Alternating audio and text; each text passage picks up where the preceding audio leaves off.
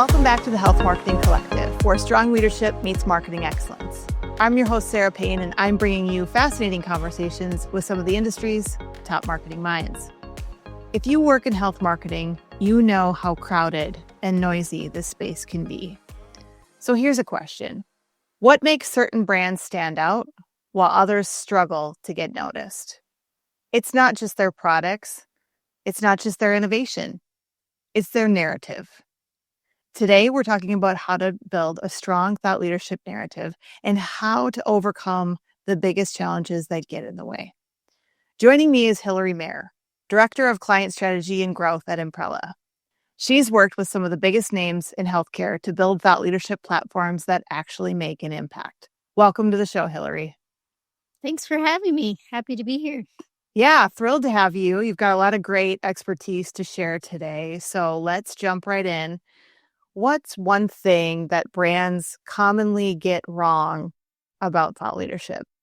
You know, they really understand the importance of thought leadership and building brand awareness and trust. But they often think of thought leadership as a set of channels and activities and just creating brand awareness and going through the motions and creating content, and overlook aligning on a strategic message to anchor to and tie everything together. And often they're not seeing the results. They're going through the activities and spending time and money on all of this brand awareness and not seeing it result in meaningful opportunities. And I think it's because it's missing that critical strategic anchor of the compelling, cohesive, differentiated narrative that you talked about. Yeah, that was so brilliantly stated. I love the way you're thinking and talking about this in terms of a strategic message to anchor to. And so I can't tell you how many times I've asked companies for their thought leadership narrative and they don't have one.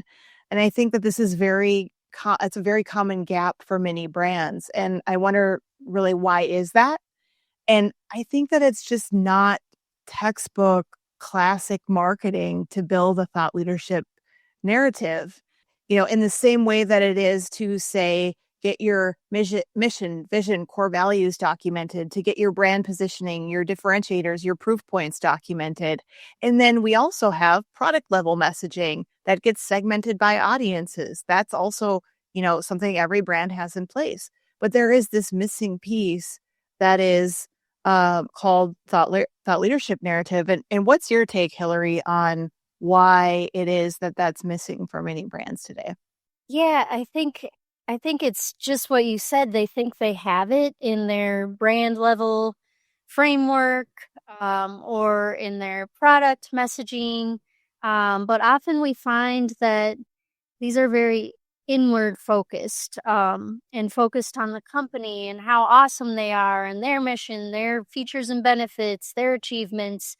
And there's a time and a place for that messaging and setting the vision and the getting people rallied around what you're doing as a company internally.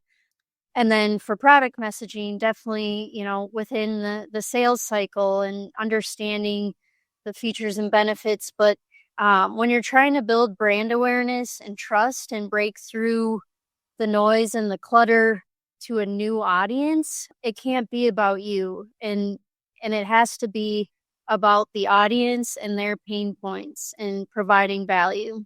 Yeah, that's such a great point. And I think it's often common that when they don't have a clear thought leadership platform or narrative in place, a couple of things tend to happen. One, they try to build it on the fly. And it's in someone's head, right? It hasn't been documented, but it's in someone's head. And so they, get an opportunity to be on a stage or to be in an interview, and they kind of just do it on the fly. And the problem with that is it leads to inconsistent messaging. And then as a result of that, I think there's diluted effectiveness. And then the marketing team is potentially scrambling to figure out what is happening in the executive's head at that moment on that day, rather than being focused on executing a consistent, steady drumbeat, which is the kind of drumbeat that you need to build that credibility over time. So I think that's one thing that tends to happen. And the other thing, which you touched on, is that people tend to talk about themselves too much, right? So it's really common because what is the thing most of us know best, right? It's our company, it's our product, and you get that opportunity to stand on a stage and you start talking about your product. You start doing the sell. Well, the problem is that's not the right stage for that, right? You have to be able to take off that company sales product hat and put on the thought leadership hat so that you can be credible on that stage and be invited back the next time. Right. So let's talk about the payoff for building a thought leadership narrative. What are your thoughts on that?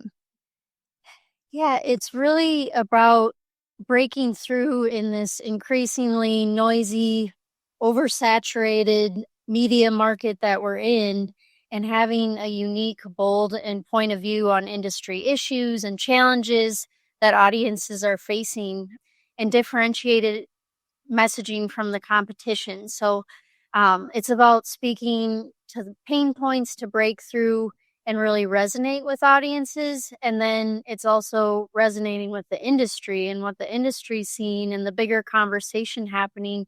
So you just see better results with more media opportunities.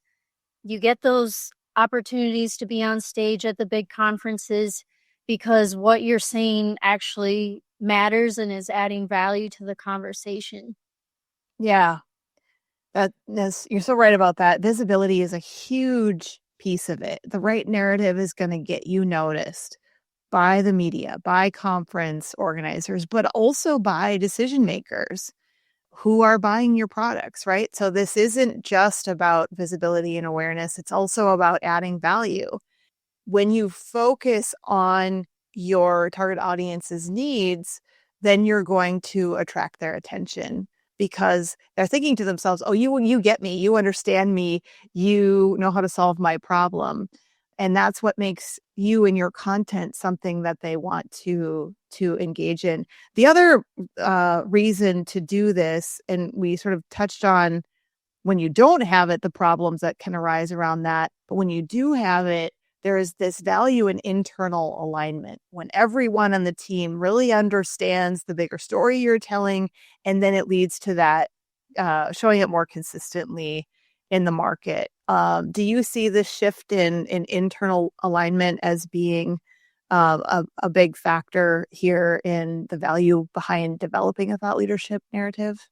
Yeah, definitely. It gives all teams, customer facing teams, in addition to marketing, that messaging to anchor to. So, everyone knows, okay, this is where we stand on these industry issues, and this is how we speak to them. These are the key messages. And then, like you said, you show up consistently, and that's how trust compounds with your audiences. When you're saying the same thing across all marketing channels, earned, owned, paid, social, but every touch point from, brand awareness to a sales meeting, people start to believe you have the answers and solutions to their problems. Yes, and I'm so glad that you brought up trust because this isn't just Hillary and Sarah saying this. This has actually been studied. Edelman's done a lot of work around this, and their research shows that trust in brands is heavily influenced by how much value the brands provide to their audience. So the more value you provide as a brand, the more trusted you are as a brand. So that strong thought leadership narrative really enhances your overall reputation, builds trust, and differentiates you in a crowded space. Yes, for sure. And we know, of course, the conversation is always going to go to ROI. We know marketing executives are always going to be asked, what's the ROI? And Hillary, how do you think about tying thought leadership back to tangible business outcomes? How should CMOs be thinking about the impact on growth in that sense? Yeah, I think it's a long-term play. It's not going to happen overnight. It's not a lead capture play. It's more about creating future demand and breaking through to new audiences. So it's really about thinking about this longer term and kind of and you'll see it through indicators, the Yeah. short-term indicators, and you're reaching more people, you're getting more podiums and speaking engagements, and media is inviting you in, and you're building more relationships. Partners and bigger brands want to speak with you and partner with you. So you'll see it in those leading indicators, and then longer term, you'll start to see it creating that future demand and building trust with future buyers who will think of you top of mind when they actually do have a need and need to learn more about your products. But it's that product messaging isn't going to resonate with people who aren't looking for it right now. Yes. Yes. I'm so glad that you made that point. Let's get practical here. Let's talk about how you actually build a thought leadership narrative. Where do you think that brands should start in this exercise, Hilary? Yeah, it starts with your customers, understanding the audience, their pain points, doing voice of customer research if you are lucky enough to have access to customers, but that's sometimes harder for marketers. So even just talking with customer facing SMEs and learning about what are the biggest challenges customers are facing today, what keeps them up at night, what are their biggest pain points. And then you have to look at the broader industry and the conversations happening. What's trending in the media that your customers are reading? What are your competitors saying, and what topics are resonating? And where's the white space? What aren't people talking about that would really add value?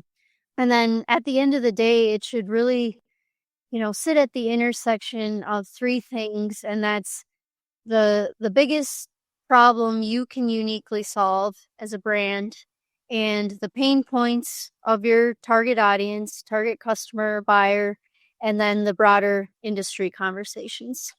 I love that. I love thinking about it as a framework of those three things. And I think everything you set up to there was a nice sort of precursor to that. You absolutely have to understand your customers super, super well, audience super well, and what their pain points are, and then get really clear on the problem that you solve for them. So question for you, Hilary, because I think some people may be thinking, what does this actually look like in practice, right? Like we know what a brand framework looks like. So what does the thought leadership narrative look like? Because again, for many brands, it's not documented, it's in their head. And so in your view and from an effectiveness standpoint, is this like a static document that we build it once and here it is and this is it, or is this something that is a high level framework that continues to evolve over time? Yeah, it definitely needs to evolve with your customers and where they're at, and then the industry conversation and what's happening there, and it needs to be living and breathing and updated continuously. So you're constantly testing new messaging and in the market, but there's a few core elements. Like this will look different depending on the brand and the messaging gaps within the current messaging framework, and can take on different formats and flavors, but it should always have, a clear problem solution narrative. So again, what's the big problem in your industry, and what's your unique, bold point of view on how to solve it beyond just products, features, and benefits? And then definitely proof points and examples that ladder up to that to bring the story to life and provide reasons to believe. This could include customer stories, testimonials, industry data and trends, and then always a focus on value again. So it should answer, like, why does this matter to our audience? Absolutely. Yeah, at its core, as we've said, it should introduce the key problem and your perspective on how to solve it. And that high level problem solution framework needs to be clear, consistent, and repeatable in a way that it's think of it as something that you should be able to introduce in almost any conversation, right? Any relevant industry conversation, no matter what stage you're standing on, you should be able to lead with that.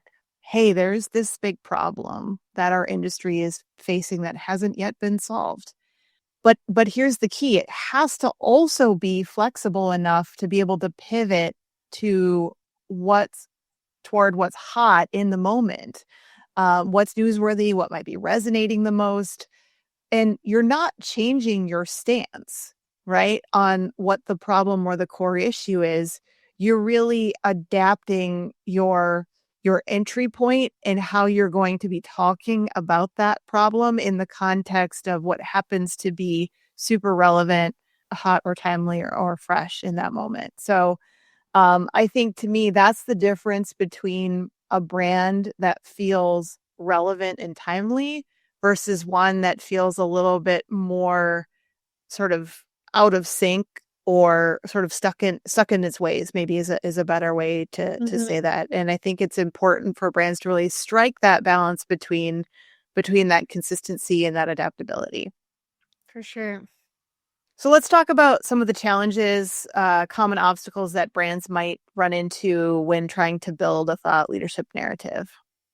Yeah, I think one of the biggest challenges we see with clients is, trying to fit all of their solutions and represent the full breadth of what they do, and maybe some key opinions too, like some louder voices in the company. But it's tempting to try and fit it all in, but it can really dilute the messaging. So we really need to focus in on what's going to resonate with the audience and also the industry. Yeah, I agree with that. I think it's very common, especially for pretty large enterprise organizations, it's tempting to want to represent the full breadth of everything they do. And I get it, right? Because the marketing budget does need to support the full breadth of offering, but it becomes problematic because it gets too high level that we're talking about a really high level abstract problem and then it's not specific enough. And so think of it in terms of a specific problem or a specific set of problems. And it is okay, it is 100% absolutely okay. And you're going to see more success within your thought leadership as a result to pick two or three of those problem areas that you want to focus on for a period of time, right? Because it's supportive of where the business is seeing the most growth from right now, or because it is in alignment with where there's a particularly hot topic in the industry. And there's this moment in time where, as a brand, we should lean in and participate in that conversation. So pick those priorities, those 2 to 3 problems that you're going to be out there focusing on in your thought leadership for, say, 6 month period of time. And then after 6 months, come up for air and say, hey, how did that go? What did we learn? What can we take forward? Are there some of these? How are we going to be able to keep this fresh now as we pivot, to the back half of the year? Is there something new we can bring to the mix, or is it time to swap some of these topics out for maybe support of another part of the business with, another layer of that specific problem that you solve with a slightly different wrapper to it that happens to support this other product offering over here. Any thoughts around that, Hilary? Yeah, it just brought me back to what we were talking about earlier, and like this needs to be living and breathing, which also differentiates it from your brand framework. Like that shouldn't change, that frequently. Your mission, vision, values, like Yeah.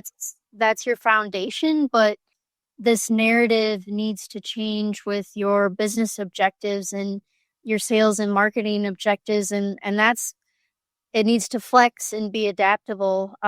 So yeah, that was my thought there. And then also it brought up another challenge of when you were talking about it needs to be specific, it can't be generic, and use cliches and just be, we're redefining care delivery. You need to show how you're doing it and provide specific examples and proof points and bring something new to the conversation. Yes. Yes, I'm so glad that you mentioned that because that's so critically important to being relevant as a brand is to say something different and new than what everyone else is already saying. Okay, so let's talk about to wrap up the conversation and kind of put a nice bow on all of this. Let's leave everybody with some quick takeaways.